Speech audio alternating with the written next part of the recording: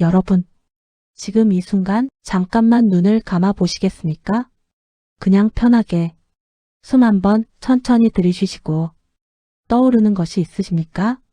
어린 시절 어머니 손, 아버지 등 냄새, 아니면 골목 어귀에서 뛰어놀던 그 바람 냄새. 저는 말입니다. 가끔 이 나이에도 그 골목이 생각납니다. 연탄재가 쌓여있던 담벼락 밑, 새벽이면 어머니가 연탄 집게를 들고 나오시던 소리. 딸가닥 딸가닥. 그 소리가 아직도 귀에 선합니다. 그때가 몇 살이었을까요? 7살, 아니 8살이었던가. 그래도 그 새벽 공기가 얼마나 차갑고 또 얼마나 따뜻했는지 지금도 느껴집니다. 여러분, 저는 오늘 여러분께 긴 이야기 하나를 드리려고 합니다. 제 이야기입니다. 하지만 어쩌면 여러분의 이야기이기도 할 겁니다. 가난했지만 따뜻했던 시절, 논두렁을 달리던 그 여름, 교실 창문으로 들어오던 바람, 그리고 평생 잊지 못할 한 사람의 얼굴, 이야기를 꺼내는데 50년이 걸렸습니다. 어떤 부분은 웃음이 나오고 어떤 부분은 가슴이 먹먹합니다. 그리고 어떤 부분은 이제야 비로소 말할 수 있게 됐습니다.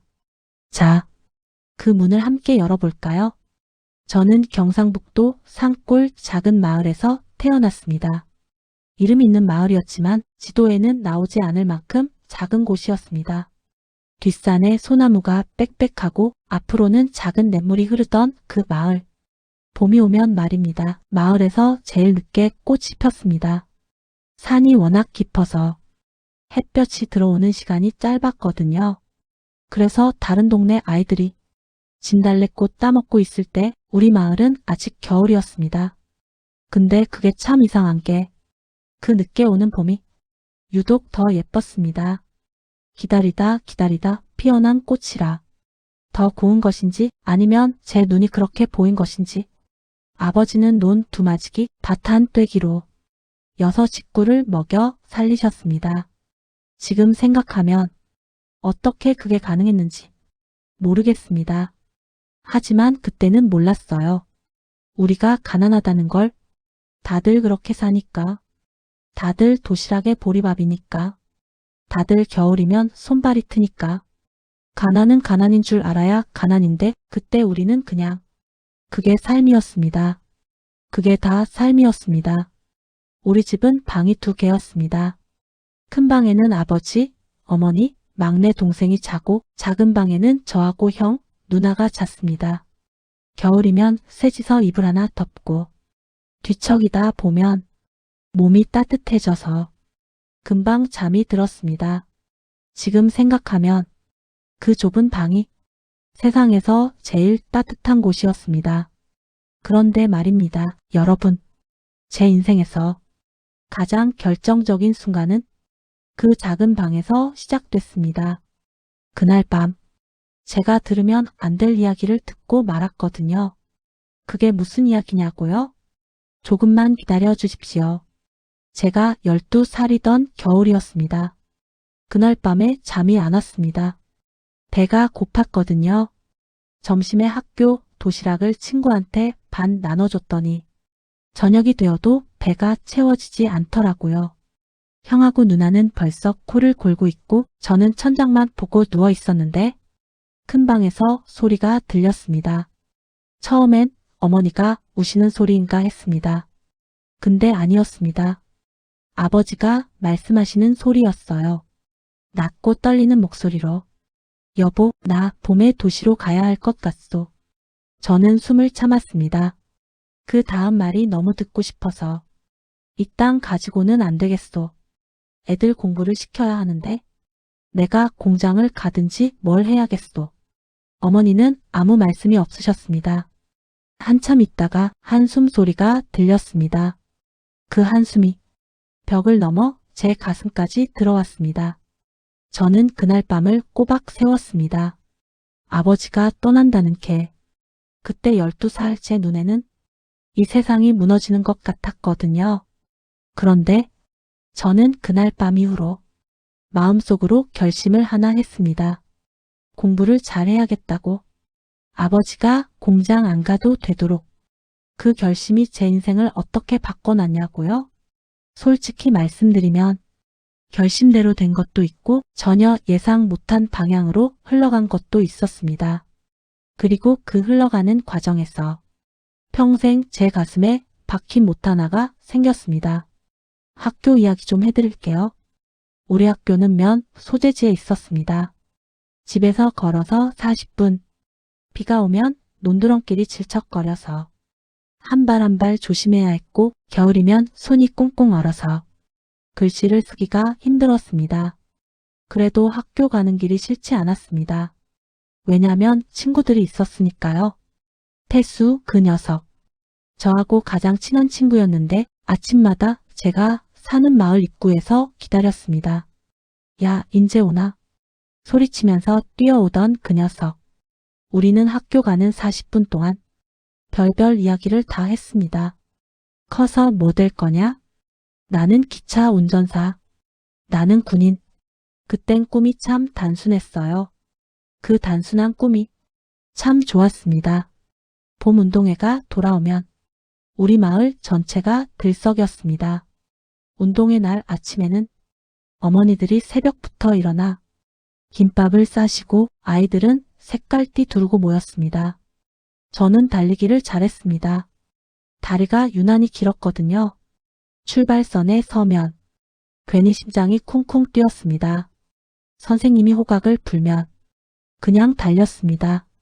바람이 귀를 스치고 운동장 흙먼지가 일어나고 옆에서 친구들 발소리가 들리고 1등을 했을 때 어머니가 박수를 치시던 모습이 보였습니다. 그때 어머니 눈에 눈물이 고여 있었습니다. 아마 기뻐서 우셨을 거예요. 근데 그때 저는 몰랐습니다. 어머니가 왜 그렇게 우셨는지를 지금에야 압니다. 고된 하루하루를 버티는 힘이 자식의 저 모습 하나였다는 걸 그 운동장이 지금도 눈에 선합니다. 바람에 날리던 망국기, 흙먼지 속에서 웃던 친구들, 그리고 새벽부터 김밥 싸오신 어머니의 손. 세상에서 가장 빛나던 운동회가 있었다면 그건 바로 그날이었습니다. 그런데 그 이듬해 봄 운동회에는 저 혼자였습니다. 태수가 없었거든요. 왜 태수가 없었냐고요? 그 이야기를 하려면 먼저 겨울 이야기를 해야 합니다. 태수네 집은 우리 집보다 더 어려웠습니다. 아버지가 일찍 돌아가셔서 어머니 혼자 태수하고 어린 동생 둘을 키우셨어요. 그해 겨울 태수 어머니가 서울에 일자리를 구하셨습니다. 공장 일이었습니다. 그래서 태수네 식구가 서울로 이사를 가게 됐습니다. 이사 가던 날 아침 태수가 제 집에 왔습니다. 뭐라고 할 말을 찾는 것 같았는데 결국 아무 말도 못하고 그냥 서 있었습니다. 저도 아무 말 못했습니다. 한참 있다가 태수가 말했습니다. 야, 나 가면 너 운동회 달리기 1등 하겠다. 저는 웃었습니다. 태수도 웃었습니다. 그게 마지막이었습니다. 차가 골목을 빠져나가는 걸 저는 담벼락에 기대서 봤습니다. 차가 보이지 않을 때까지. 그날 집에 들어와서 밥을 먹다가 숟가락을 내려놓았습니다.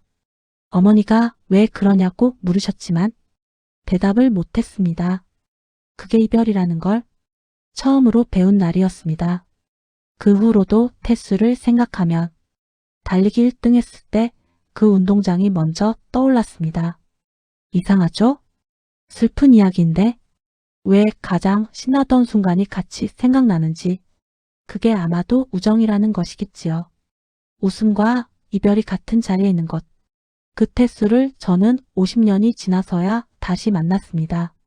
그때 무슨 일이 있었냐고요? 그 이야기는 조금 더 뒤에 드리겠습니다. 우리 어머니 이야기를 해야겠습니다. 어머니 이야기를 하면 저도 모르게 목이 메어서 시작하기가 조금 어렵습니다. 천천히 해볼게요. 어머니는 새벽 4시에 일어나셨습니다. 매일 단 하루도 빠짐없이 부뚜막에 불을 지피고 솥에 물을 올리고 된장국을 끓이고 나물을 무치고 가마솥에서 밥을 퍼내시는 소리. 저는 그 소리를 들으며 잠자리에서 일어났습니다.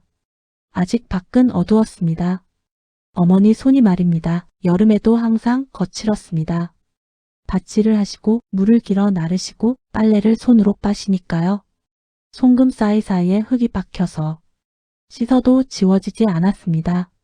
그런 손으로 제 이마를 짚어주시면 그렇게 시원할 수가 없었어요. 거칠지만 따뜻한 손.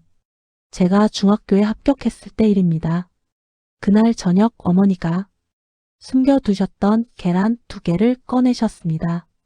계란 프라이를 해서 제 밥 위에 올려주시면서 아무 말씀도 안 하셨습니다. 그냥 웃으셨습니다. 그 계란 2개 무게가 얼마인지 저는 그때 몰랐습니다.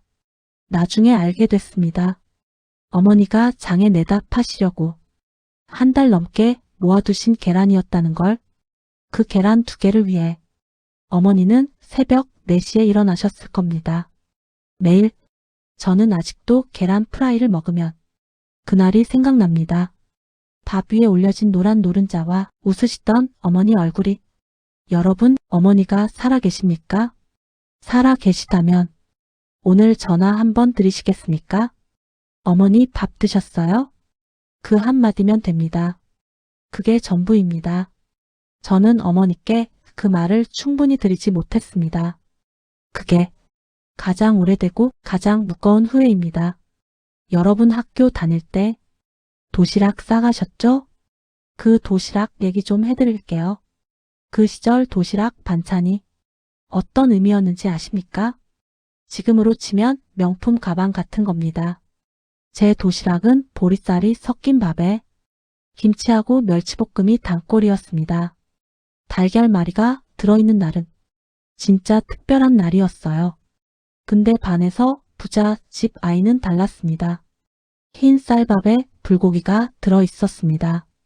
뚜껑을 여는 순간 그 냄새가 교실 전체에 퍼졌어요. 저는 그 아이 옆에 앉지 않으려고 했습니다. 냄새가 너무 좋아서 침이 넘어가는 걸 들킬 것 같아서요.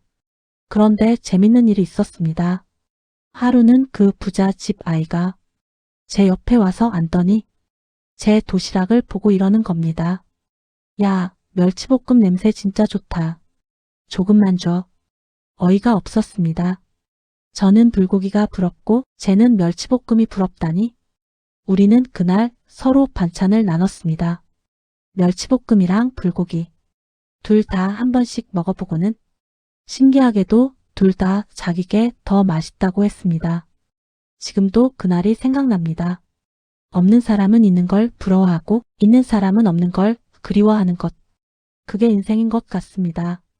그 도시락 반찬 한 가지에도 어머니의 새벽이 들어 있었습니다. 우리는 몰랐지만요. 자, 이제 제 인생에서 가장 설레고 가장 아프고 가장 오래 기억되는 시절 이야기를 해야겠습니다. 그게 뭐냐고요? 청춘입니다. 그리고 첫사랑입니다. 고등학교에 들어간 해 봄이었습니다. 저는 읍내학교로 진학했습니다. 처음으로 집에서 멀리 떨어진 학교를 다니게 된 거죠. 하숙집에서 지내며 학교를 다녔습니다. 그 학교에는 바로 옆에 여학교가 있었습니다. 담장 하나를 사이에 두고 그 담장이 말입니다. 봄이 되면 살구꽃이 피어서 정말 예뻤습니다. 저는 그 꽃이 예쁜 건지 꽃 너머가 예쁜 건지 몰랐습니다. 그 애 이름은 순이었습니다. 어떻게 알게 됐냐고요? 우리 학교 문방구하고 여학교 문방구가 같은 골목에 있었는데 수업 끝나고 연필 사러 갔다가 마주쳤습니다. 제가 먼저 쳐다봤습니다. 그랬더니 그 애도 저를 쳐다봤습니다. 우리 둘 다 아무 말 없이 그냥 지나쳤습니다. 근데 제 발이 한 걸음씩 무거워지더라고요. 뒤를 돌아보고 싶은데 돌아보면 민망하고 안 돌아보면 아쉽고 저도 모르게 돌아봤습니다. 그 애도 돌아봤습니다. 그게 다였습니다. 그냥 두 눈이 딱 마주쳤다가 둘 다 얼른 고개를 돌렸습니다. 그런데 그날 밤 하숙방에서 잠이 안 왔습니다. 배가 고파서 잠이 안 왔던 게 아니라 가슴이 두근거려서 잠이 안 왔습니다.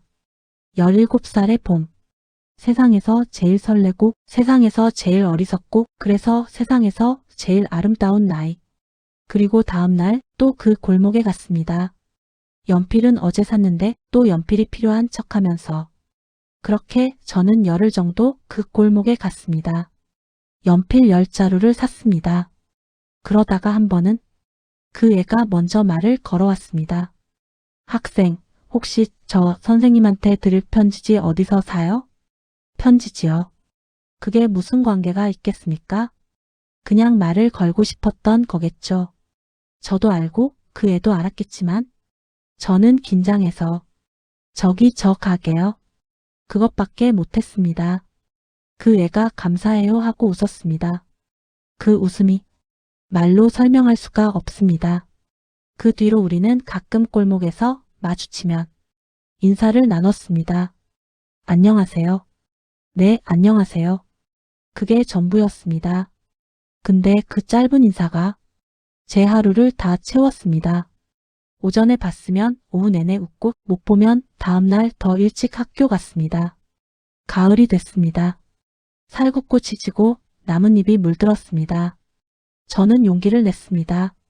편지를 썼습니다. 편지를 얼마나 많이 썼는지 아십니까? 초고만 15번을 썼습니다. 뭐라고 쓰면 유치한 것 같고 뭐라고 쓰면 너무 짧은 것 같고 결국 쓴 내용이 저는 당신이 좋습니다. 불편하시면 모른 척 해주세요. 이게 전부였습니다. 지금 생각하면 참 못나게 썼습니다. 그 편지를 골목 문방구 아주머니께 부탁했습니다. 혹시 그 애가 오면 전해달라고. 사흘이 지났습니다. 아주머니가 이러시더라고요. 그 학생이 잘 받았대. 그게 다였습니다. 답장은 없었습니다. 그 침묵이 무슨 의미인지 저는 한참 동안 생각했습니다. 싫다는 것인지 생각해보겠다는 것인지 부끄러운 것인지 알 수가 없었습니다. 그런데 그 다음날 골목에서 마주쳤을 때 그 애가 저를 보고 웃었습니다. 예전이랑 조금 다른 웃음이었습니다. 그게 전부였습니다. 저도 웃었고 그냥 지나쳤습니다. 그 웃음 하나를 저는 40년 넘게 마음속에 간직했습니다. 그리고 졸업을 하고 그 애를 다시 볼 기회는 오지 않았습니다. 군대를 가고 서울로 올라오고 결혼을 하고 인생이 흘러가는 동안 그 골목은 점점 멀어졌습니다. 가끔 가을이 되면 그 살구나무 담장이 생각납니다. 그리고 그의 웃음이 지금 어디서 뭘 하고 있을까? 잘 살고 있겠지? 잘 살고 있었으면 합니다. 그 시절 젊은이들에게 서울은 꿈 그 자체였습니다. 서울에 가면 뭔가 될 것 같고 서울에 가면 뭔가 달라질 것 같았습니다. 저는 고등학교를 마치고 군대를 갔다 온 뒤에 서울로 올라왔습니다. 가방 하나 들고 주머니에 돈 3만 원 들고 서울역에 내렸을 때 사람이 얼마나 많던지 저는 거기서 그냥 멍하니 서 있었습니다. 저 같은 사람이 이렇게 많다는 게 신기하기도 하고 무섭기도 했습니다. 지금 젊은 분들은 모르실 겁니다. 당시 서울이 어떤 곳이었는지를 길을 모르면 진짜 길을 잃었습니다. 스마트폰도 없고 내비게이션도 없고 물어물어 찾아가는 수밖에 없었습니다. 저는 누님이 사시던 영등포 판자촌에 짐을 풀었습니다. 5평도 안 되는 방에 누님 가족 셋이 살고 있었는데 제가 들어가면 4시 됩니다. 누님은 아무 내색 없이 어서와 밥 먹어라 하셨습니다. 그 말이 그렇게 반가울 수가 없었습니다. 그날 밤 서울 하늘에는 별이 없었습니다. 불빛이 너무 많아서요. 저는 고향 마을 하늘이 생각났습니다. 별이 손에 잡힐 것 같던 그 하늘. 그런데 서울에 오니까 별이 사라졌습니다. 불빛이 별을 가린 건지 아니면 제가 별 볼 시간이 없어진 건지 아마 둘 다였겠지요. 어쨌든 저는 서울에 왔습니다. 그리고 그때부터 진짜 인생이 시작됐습니다. 군대 이야기를 빼놓을 수가 없겠지요. 남자라면 누구나 가지고 있는 그 이야기. 저는 논산에서 훈련을 받고 강원도 최전방으로 배치를 받았습니다. 가을에 입대해서 겨울에 전방에 갔으니 그 추위가 어떤 추위였는지 영하 20도가 넘는 날에 철책 근무를 서면 총이 손에 달라붙었습니다. 손이 얼어서 느낌이 없는데 그래도 눈을 뜨고 북쪽을 바라보고 있어야 했습니다. 그때 하늘을 봤습니다. 별이 말입니다. 서울에서 보던 하늘이랑 달랐습니다. 전방에는 불빛이 없어서 별이 쏟아질 것 같이 많았습니다. 고향 마을 하늘 같았습니다. 그 별 보면서 어머니 생각을 했습니다. 아버지 생각을 했습니다. 그때 어머니께 편지를 얼마나 썼는지 손이 고픈데도 조그만 추 하나 켜놓고 편지를 썼습니다. 어머니, 저 잘 있습니다. 추운데 몸 챙기세요. 어머니 답장이 오면 그게 그렇게 반가웠습니다. 한 줄 한 줄 읽고 다 읽고 나서도 또 읽고 자기 전에 또 읽었습니다. 어머니 글씨는 삐뚤빼뚤했습니다. 학교를 많이 못 다니셨으니까요. 그 삐뚤빼뚤한 글씨가 지금도 눈에 선합니다. 군대에서 2년 5개월을 보냈습니다. 그 시간이 길었냐고요? 길었습니다. 하지만 지나고 나서 보면 그 시간이 저를 만들었습니다. 혼자 있는 시간에 생각하는 법을 배웠고 힘든 것을 버티는 법을 배웠고 밥 한 끼의 소중함을 배웠습니다. 전역하는 날 버스를 타고 부대를 나오면서 뒤를 돌아봤습니다. 별이 많이 보이던 그 철책. 이상하게 눈물이 나왔습니다. 고생했던 곳인데 왜 눈물이 나는지. 아마 그곳에서 저는 어른이 됐나 봅니다. 그리고 어른이 된다는 게 생각보다 쓸쓸한 일이라는 걸 그날 처음 알았습니다. 서울에서의 첫 직장은 인쇄소였습니다. 아름아름 소개를 받아서 을지로 골목 작은 인쇄소에 취직했습니다. 월급이 많지는 않았지만 그래도 내 손으로 번 돈이라는 게 뿌듯했습니다. 퇴근하고 고시원 방에 들어오면 딱 사람 하나 누울 자리였습니다. 벽에는 달력 하나 붙어 있고 창문에서 골목 냄새가 들어오고 저녁은 라면이었습니다. 매일 라면이었습니다. 지금은 라면이 간식이지만 그때 라면은 저에게 식사였습니다.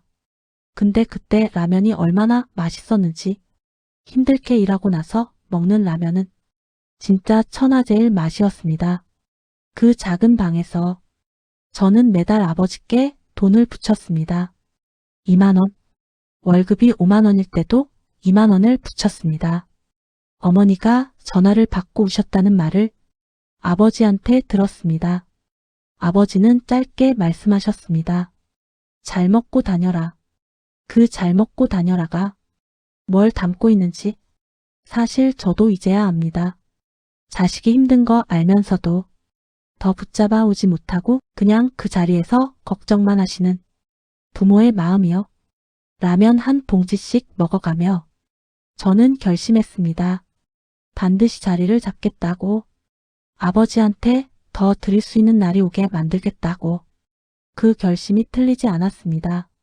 그런데 그 결심이 맞아가던 바로 그 순간에 엉뚱한 일이 터졌습니다.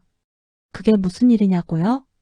사람 일이 항상 계획대로 되지 않는다는 걸 그때 처음 배웠습니다. 26살 여름이었습니다. 퇴근하고 버스 정류장에서 기다리고 있었는데 갑자기 소나기가 쏟아졌습니다. 우산이 없어서 처마 밑으로 피했습니다.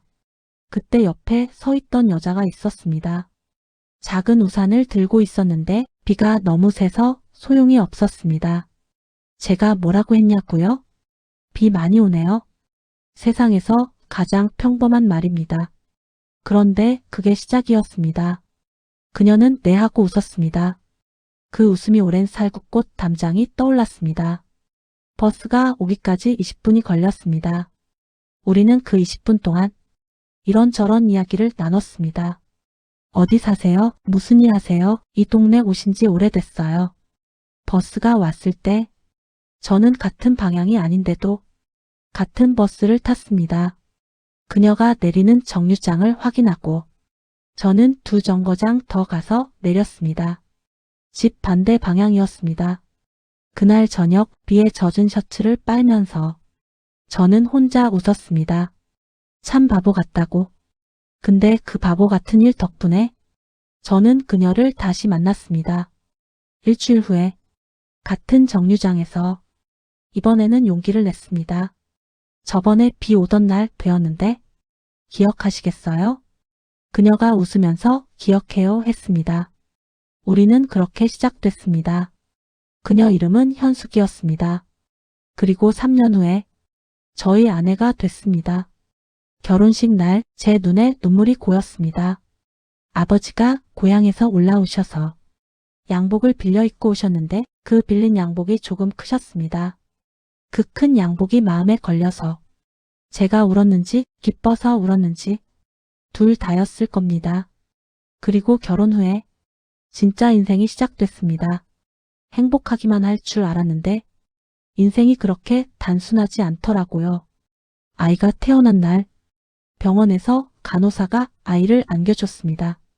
저는 그 아이를 보면서 아무 생각이 안 났습니다. 이게 내 자식이구나. 이제 내가 아버지구나.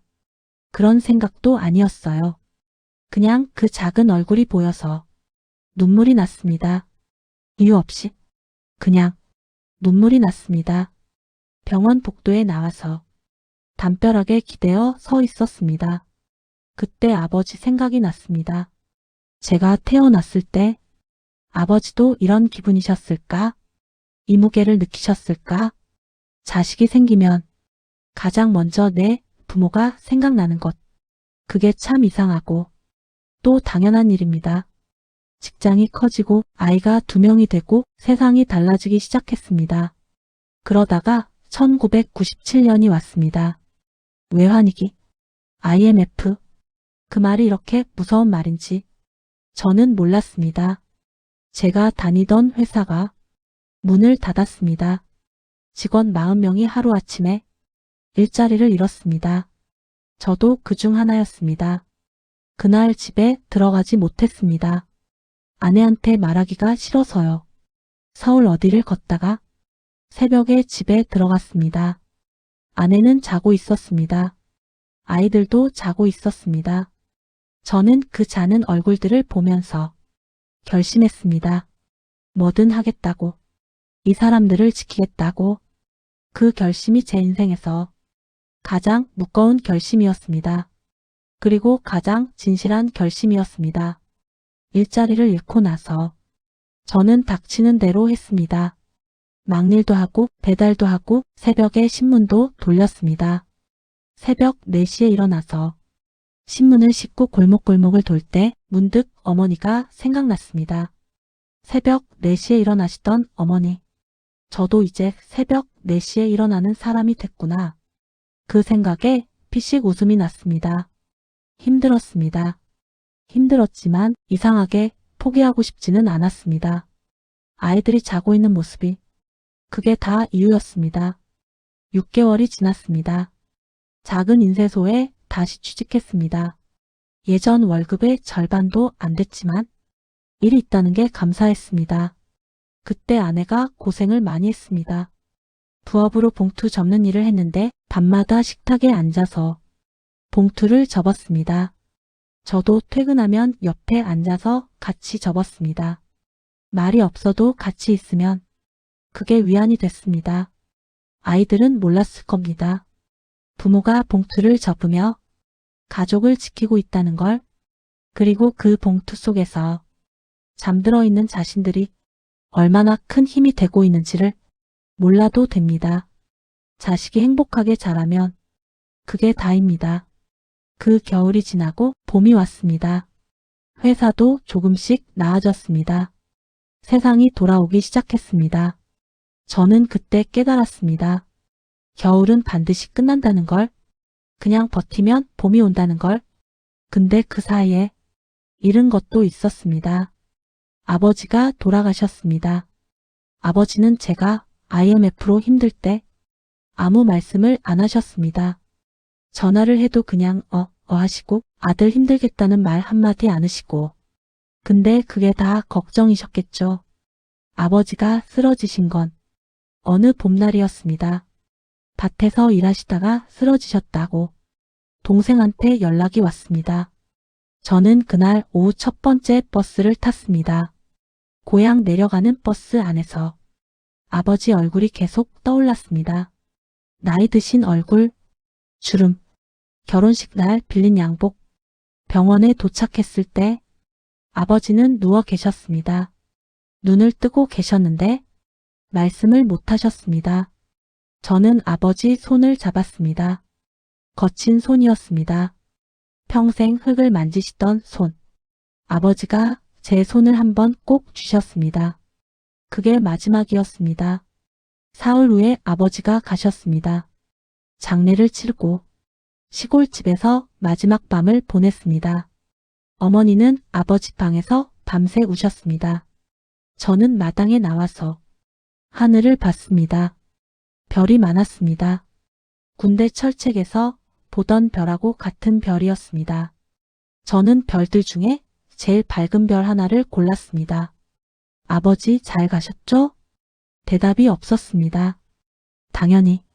그런데 그 순간 바람이 한번 지나갔습니다. 저는 그게 대답이라고 생각했습니다. 지금도 그렇게 생각합니다. 50이 넘었습니다. 아이들이 다 컸습니다. 아내는 예쁘게 늙었습니다. 저도 거울을 보면 어느새 아버지 얼굴이 나옵니다. 젊을 때는 몰랐는데 나이가 드니까 보이는 것들이 있습니다. 우선 말입니다. 시간이 참 빠릅니다. 정말로 빠릅니다. 어제 20이었던 것 같은데 오늘 60이 됩니다. 이게 농담이 아니에요. 진짜로 그렇습니다. 그 시간 속에서 제가 무엇을 했는지 돌아보면 일을 했습니다. 가족을 먹여 살렸습니다. 아이들 공부시켰습니다. 근데 그러는 동안 못한 것도 많습니다. 아이들 어릴 때 더 많이 안아줬으면 좋았을 텐데, 아내한테 고맙다는 말을 더 많이 했으면 좋았을 텐데, 어머니께 전화를 더 자주 드렸으면 좋았을 텐데, 이런 후회들이 나이 들면서 하나씩 올라옵니다. 근데 이 후회가 나쁜 게 아닙니다. 이 후회가 있다는 건 제가 그 시간들을 소중히 여기고 있다는 뜻이니까요. 후회할 거리가 있다는 건 살았다는 증거입니다. 기억하시죠? 어린 시절 제 친구 태수, 서울로 이사 갔던 그 친구, 50년이 지나서 만났습니다. 초등학교 동창회가 있다는 연락을 받고 고향에 내려갔습니다. 들어서는데 누가 제 이름을 불렀습니다. 야, 내가 맞나? 돌아봤습니다. 흰머리 섞인 할아버지가 웃고 있었습니다. 처음에는 몰랐습니다. 근데 그 웃음이, 그 눈이 태수였습니다. 저는 한동안 말을 못했습니다. 태수가 먼저 말했습니다. 야, 운동회 달리기 1등 했냐? 저는 웃었습니다. 그 한마디가 50년을 건너뛰어서 우리를 그날 그 운동장으로 데려갔습니다. 우리는 밤새 이야기를 했습니다. 서울 올라가서 어떻게 살았는지, 아버지를 일찍 잃고 어떻게 버텼는지, 결혼은 했는지, 아이들은 몇인지. 태수도 고생을 많이 했더라고요. 어머니 모시고 공장 다니고 밥벌이 하면서 살았다고. 그런데 웃으면서 말했습니다. 그래도 잘 살았다. 그 말이 참 좋았습니다. 잘 살았다. 비싸게 산 게 아니라 잘 산 것. 그게 뭔지 우리는 알고 있었습니다. 그날 밤 헤어지면서 우리는 악수를 했습니다. 남자 둘이 50년 만에 악수를 하는데 손이 안 떨어지더라고요. 또 보자. 그래, 또 보자. 그 말을 하면서 둘 다 웃었는데 그 웃음 뒤에는 우리 둘 다 알고 있었습니다. 우리에게 남은 시간이 보낸 시간만큼 많지 않다는 걸. 그래서 더 꼭 잡은 악수였습니다. 어머니는 92에 돌아가셨습니다. 마지막 몇 해는 시골집에서 형님 댁에서 지내셨습니다. 저는 명절에만 내려갔습니다. 마지막에 뵈었을 때 어머니는 저를 알아보셨습니다. 왔냐? 그 한마디. 저는 손을 잡아드렸습니다. 아직도 거칠었습니다. 그 거친 손이 기억납니다. 어머니가 제 손을 보시더니 말씀하셨습니다. 밥은 잘 먹고 다니냐? 저는 웃었습니다. 80이 넘으셔서도 아들 밥 걱정을 하시는 분이 우리 어머니였습니다. 그게 마지막 대화였습니다. 이틀 후에 어머니는 가셨습니다. 자는 것처럼 조용히 장례를 치르고 어머니 방을 정리하다가 서랍에서 봉투 하나를 발견했습니다. 열어보니 제가 군대에서 보낸 편지들이었습니다. 손발이 얼어서 쓴 그 삐뚤빼뚤한 편지들. 어머니는 그걸 다 모아 두셨습니다. 50년 동안 저는 그 자리에서 어머니 방 바닥에 주저앉아서 한참 울었습니다. 한 번 더 안아드릴 걸. 그 말 한마디가 가슴에 박혔습니다. 여러분, 부모님이 계시다면 오늘 안아드리십시오. 나중에는 기회가 없습니다. 정말로 오늘이 마지막이 될 수도 있습니다. 작년에 손자가 태어났습니다. 첫 번째 손자입니다. 아들 녀석이 애를 데리고 왔을 때 저는 그 작은 얼굴을 한참 봤습니다. 제 아이가 태어났을 때 그 얼굴을 보던 것처럼, 아니 그 이전에 어떤 얼굴처럼 어릴 때 거울에서 보던 제 얼굴 같기도 하고 아버지 얼굴 같기도 하고 시간이 얼굴에 이어져 내려오는 것 같았습니다. 그 아이의 손을 잡았습니다. 작고 보드라운 손. 그 손이 제 손에 쥐어졌습니다. 저는 그때 생각했습니다. 내가 받은 것들이 이렇게 이어지는구나. 어머니에게 받은 것, 아버지에게 받은 것, 태수에게 받은 것, 현숙이에게 받은 것. 그 모든 것이 이 작은 손 안에 들어있구나. 그 아이가 언젠가 자기 자식에게 또 전해줄 것이고, 시간은 이렇게 흐릅니다.